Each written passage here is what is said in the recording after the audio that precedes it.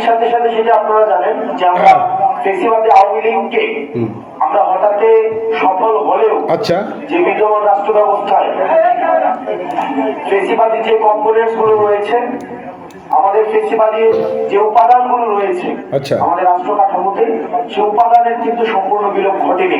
আচ্ছা গণ অভ্যুত্থানের আমাদের এক দফা ছিল ফেসিবাদের বিলোপ এবং নতুন রাজনৈতিক বন্দোবস্ত, নতুন রাষ্ট্র কাঠামো গঠন, আচ্ছা গণতন্ত্রকে প্রাতিষ্ঠানিক রূপ প্রদান আচ্ছা এবং সাম্য মানবিক মর্যাদা ও সামাজিক সুবিচারে আচ্ছা বাংলাদেশ গড়ার জন্য এখনো আমাদের কাজটা অসমাপ্ত রয়ে গিয়েছে।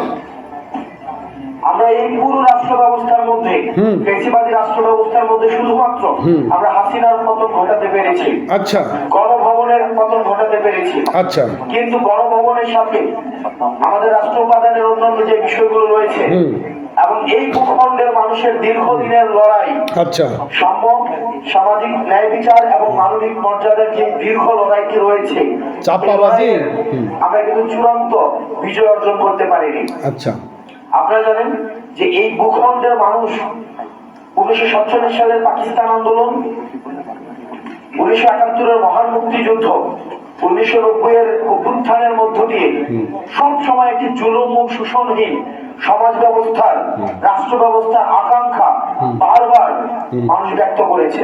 আচ্ছা কিন্তু দুঃখজনক বিষয় হচ্ছে যে আমাদের বিদ্যমান যে রাজনৈতিক কাঠামো রয়েছে, আমাদের এই বিদ্যমান রাজনৈতিক কাঠামো এবং রাজনৈতিক দলগুলো এই মানুষের আশা আকাঙ্ক্ষাকে ধারণ করতে ব্যর্থ হয়েছে। আচ্ছা একই সাথে সাথে মানুষের এই আশা আকাঙ্ক্ষাকে, গণমানুষের আশা আকাঙ্ক্ষাকে বাস্তবে রূপ দিতে ব্যর্থ হয়েছে আমাদের বিদ্যমান রাজনৈতিক দল এবং রাজনৈতিক কাঠামো। একই সাথে সাথে আমাদের এই যে তরুণ প্রজন্মের ভাষা, মনস্তত্ত্ব, রাজনৈতিক বোঝাপড়া, আমাদের বিশ্ব বাস্তবতার বোঝাপড়া তরুণ প্রজন্মকে আমাদের এই বিদ্যমান রাজনৈতিক দল এবং রাজনৈতিক বাস্তবতা, রাজনৈতিক কাঠামো ধারণ করতে ব্যর্থ হয়েছে।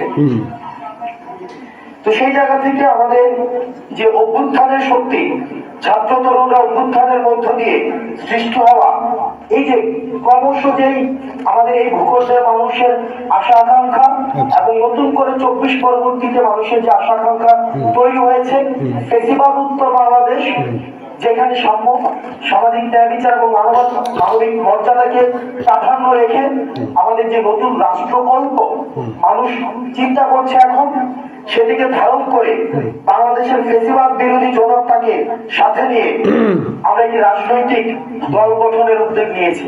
আচ্ছা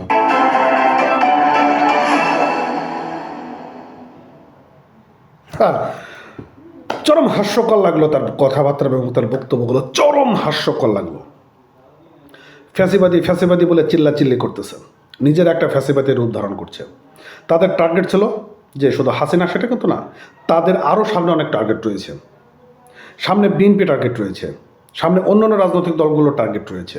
তারা সেই টার্গেটগুলোকে ধ্বংস করবে, ধ্বংস করে আগামী দিনে তারা একটি রাজনৈতিক দল গঠন করবে এবং তারা স্বপ্ন দেখছে, ঘুমিয়ে ঘুমিয়ে স্বপ্ন দেখে তারা প্রধানমন্ত্রী হবে, তারা রাষ্ট্রীয় মর্যাদায় ফ্ল্যাগ নিয়ে ঘুরবে।